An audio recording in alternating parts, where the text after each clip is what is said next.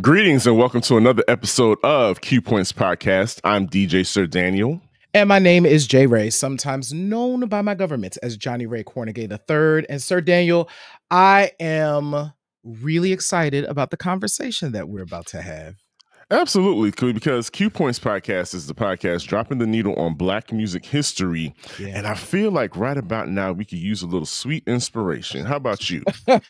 You know what? That is absolutely true. And I honestly miss this style of singing in our music landscape. Like, we just don't do it like the Sweet Inspirations did it anymore. Absolutely. Sadly, Cissy Houston passed away on October 7th of 2024 at the age of 91. And the world, of course, is familiar with Cissy Houston as Dionne Warwick's aunt. Yeah. And the mother of a singer you may or may not have heard of. You may have heard of her.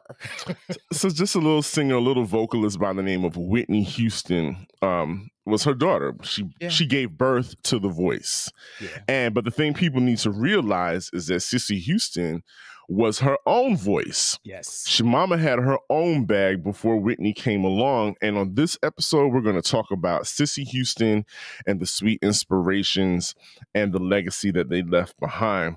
So, J. Ray. Yeah. A lot of people don't realize that Cissy Houston was not only a background vocalist, but she was, like we saying, she was a part of a major group called the Sweet Inspirations, and we'll talk about their impact as a group. But she was also a vocal arranger. Yeah. What they would call her today is she would be called a vocal producer. What do you think? Yeah, so that would absolutely be true. And we've seen now a lot of clips of Miss Houston in front of gospel choirs, just kind of directing. And when you listen to Miss Houston sing, you hear Whitney Houston and the way that she was able to use her vocal, kind of the vocal inflections and some of the playing that Whitney ultimately did vocally. You actually hear her mother doing those things, because the thing that is really important about Whitney Houston's career, and Whitney talks about this, is that her mother coached her, right? Her mother taught her where to place notes, how to actually sing, where to sing from. And so yeah, she would have absolutely been considered a vocal producer today. But when you go back in time and you listen to these amazing voices, you hear that great combination of soul, gospel, and jazz just mixed in. Yeah. And one of the things that we're going to use as kind of our lead in to this conversation is the Sweet Inspirations. So 55 years ago in June, the Sweet Inspirations, which actually at that time included Cissy Houston, Myrna Smith, Sylvia Shimwell, and Estelle Brown. There have been several lineup changes over the years, but this is actually the last official album that Cissy appeared on. She left the group after this in 1969, but it's called Sweets for My Sweet. And I want to read a quote from the liner notes. So back in the day, kids, on records, you would not only get liner notes so you can know who produced records, you would also get like a story, right? So the story here, and the quote I want to read is from the second paragraph. The Sweet Inspirations, all from gospel backgrounds, found that they could utilize those roots when they began working around recording studios as background singers. They soon became so proficient that they were and still are one of the most called on background singers in the country. Aretha Franklin, Wilson Pickett, Herbie Mann, Nina Simone, Solomon Burke, Chuck Jackson, and many, many others have used the voices that the Sweet Inspirations have polished and honed to perfection. So that was on this record. And another quick note about this record, Sir Daniel, which is related to another diva that we recently did a show about, is Miss Chaka Khan. Mhm. All of the string arrangements, because back then, the kids had strings in the Oh, studio, they had a whole orchestra. whole orchestra. All of the string arrangements were done by one Arif Mardin, who produced the Shaka Khan albums as well. Right. And of course, we'll talk about it also. Cissy Houston ended up singing backgrounds on one Yep. of the biggest hits off of that album, I'm Every Woman. Yep. But let's get back to Sweets for My Sweet. Yeah. And you see on those liner notes, Mm-hmm. the people that they had on the album, as far as writers and producers, was like none other. Some of the featured writers on the album, speaking of I'm Every Woman, Yes. a young Ashford and Simpson. Yep. Early in were their writers career. Early Mhm. in their career were writers on that album. The iconic Carole King, Yes. who is a Kennedy Center award winner. Like, she's literally written some of the most iconic songs in the American songbook. Yes. And of course, another amazing songwriter, Burt Bacharach, and his partner, Hal David, at the time, co-wrote on this album as well. Like Burt and Cissy, Emily Drinkard. Emily, Sissy, Emily. I don't know how black people came up with that nickname of calling her Sissy, but we're going to give you a nickname. But yes, Emily Drinkard is also known as Cissy Houston, professionally Cissy Houston. Yeah. But yeah, so Burt Bacharach must have loved him some Cissy because he loved him some Dion. Yeah. And continued to work with these ladies. Again, so Dion was Cissy's aunt. Yeah. And wasn't Dion one of the original members of the Sweet Inspirations? Back when they were the Drinkard Singers, Dion and her sister Dee Dee were part of the group. And what's so dope about this is just kind of the legacy of the Drinkard family. So they are famously related to Leontine Price, which people did not know for many years. Shout out to Danielle Smith, who has a whole chapter kind of dedicated to the Drinkard bloodline in her book. So definitely check that out.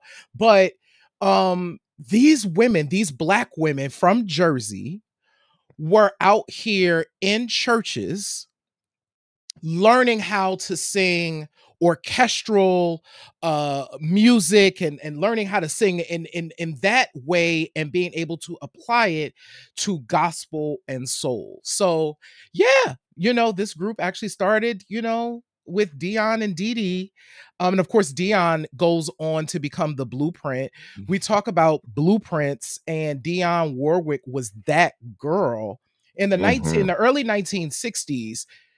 If you were talking about Black women singers, all of them were aspiring to be like Dionne Warwick. Rock and Roll Hall of Fame inductee of 2024.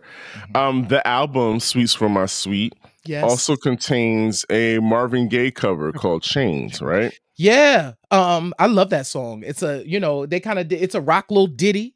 Back then, and this is weird because when people listen to Chained, it forces you to kind of go back into Marvin's career kind of pre 1968, and you realize that Marvin Gaye was doing like all of this other stuff. Like he was doing like a little rock and a little jazz and like all these other things that were not what he ended up becoming super famous for. Yeah, and one thing about the Sweet Inspirations also is that they were a pivotal part of the Stax recordings as well, because they worked with Otis Redding.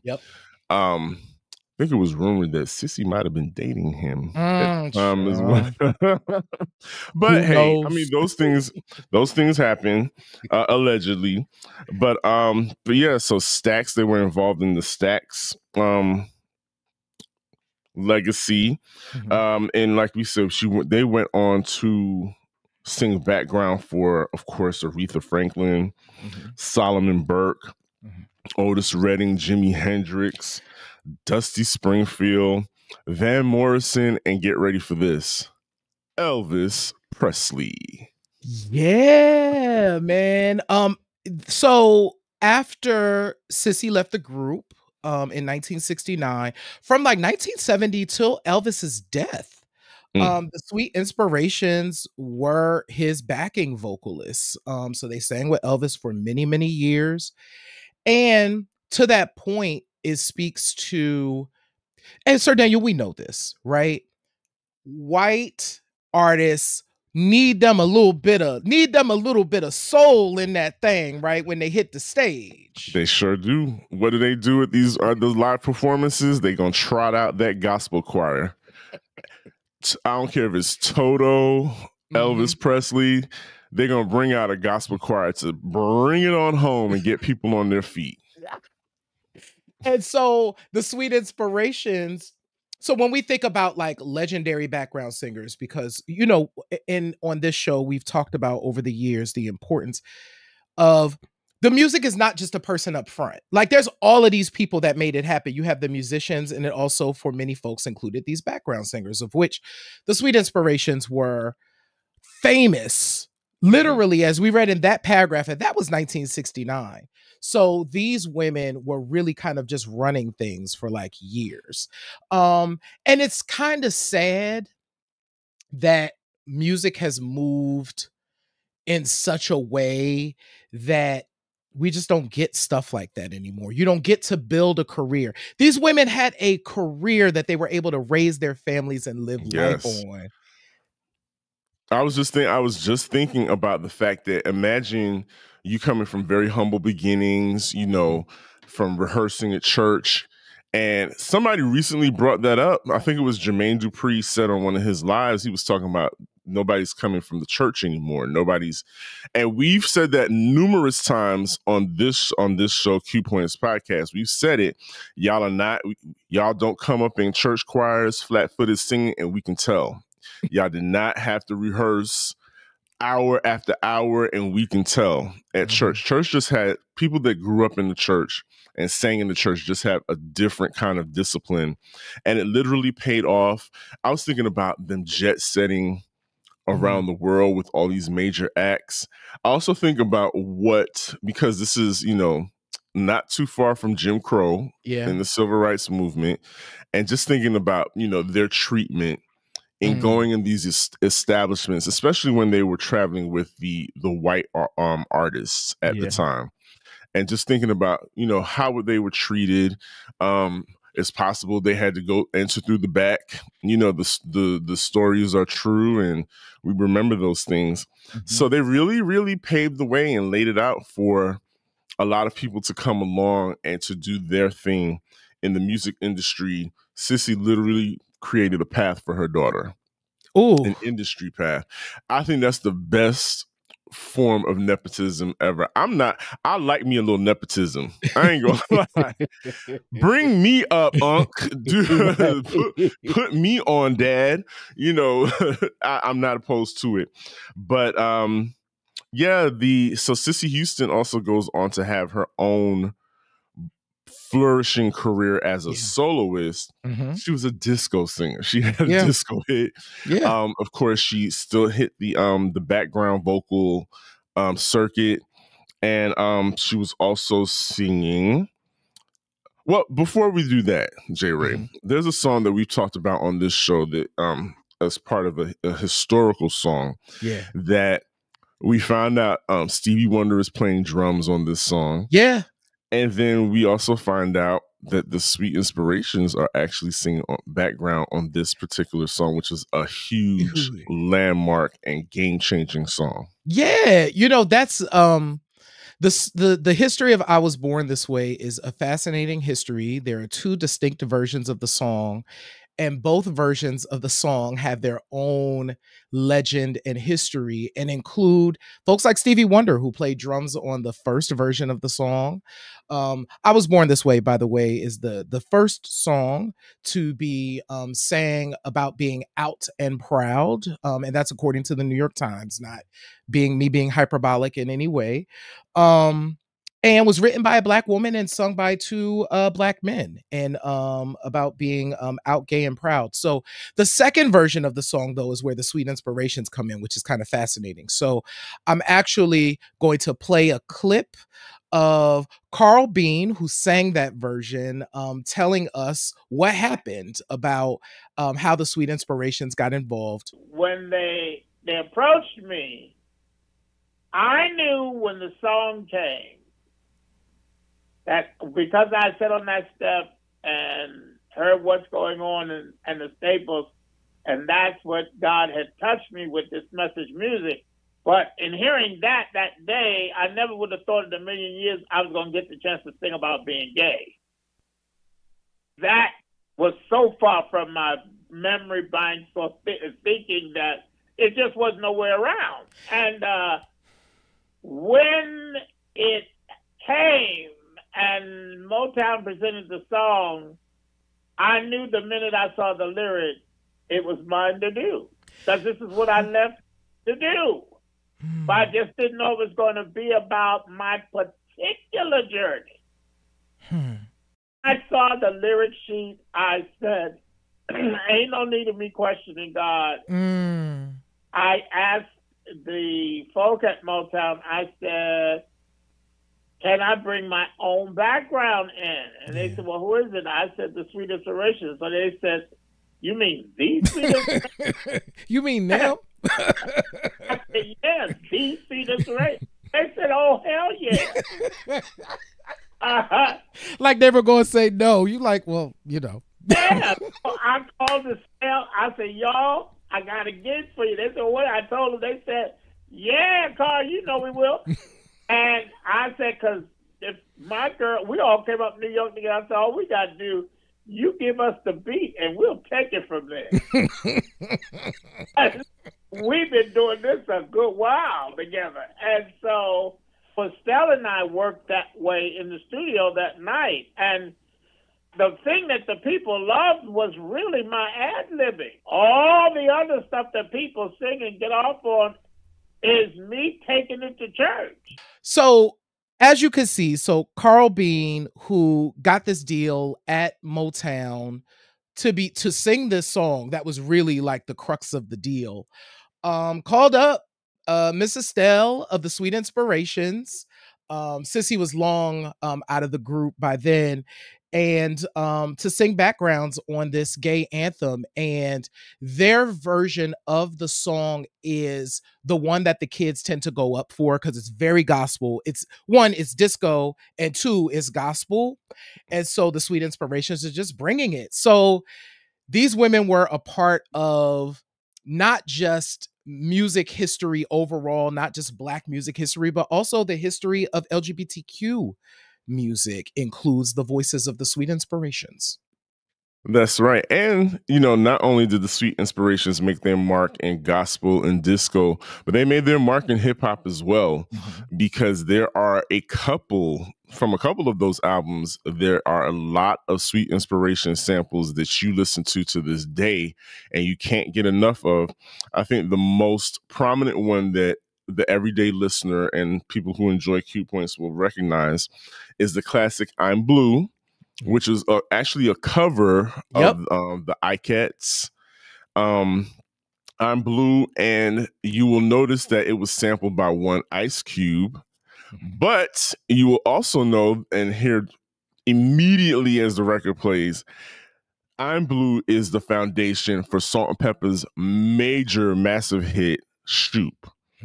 And so, yes, the Sweet Inspirations gave us a little hip hop ditty as well. So shout out to them. They did quite a bit in the time that they worked in the industry. But as we started off talking about Cissy Houston, going on to have, you know, being the focus of this conversation, but then going on to have a substantial solo career of her own.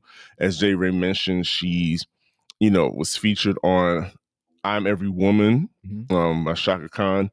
But did you know that she was also singing backup with Bette Midler on Bette Midler's Grammy award-winning massive hit From a Distance? And and now Bayhive, listen to this.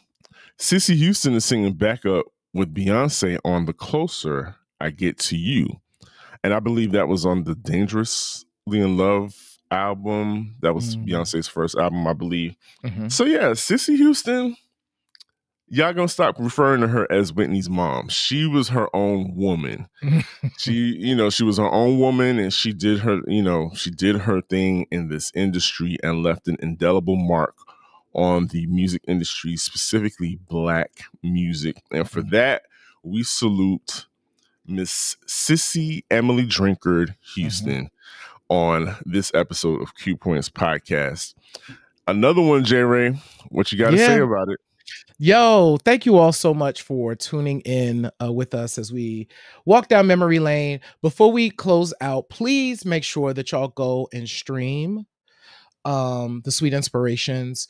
You will not be disappointed. These records are full of beautiful harmonies, lots of great covers that are unique. So you want to check out these records. So please go and do that. And for you beat makers and producers out there, you'll probably find some stuff you want to sample. So there's that. Thank you so much for tuning into Q Points. Please make sure that you subscribe wherever you are. If you could see our faces, if you can hear our voices, great. Hit the subscribe button. Share the show with your friends, family, colleagues. If you love the show, chances are they will love the show. Please support Q Points. You can either, support us through Cash App. You could do that. You could buy us a coffee. You can also shop our store at store.qpoints.com and get yourself some fresh gear. Last but not least, visit our website at qpoints.com where you can sign up for our newsletter and read our blog. We appreciate y'all. We love y'all. And like I always say, in this life, you have an opportunity. You can either pick up the needle or you can let the record play. I'm DJ Sir Daniel. My name is J. Ray, y'all. And this has been Q Points Podcast, dropping the needle on Black music history. We will see you on the next go round. Peace, y'all. Peace.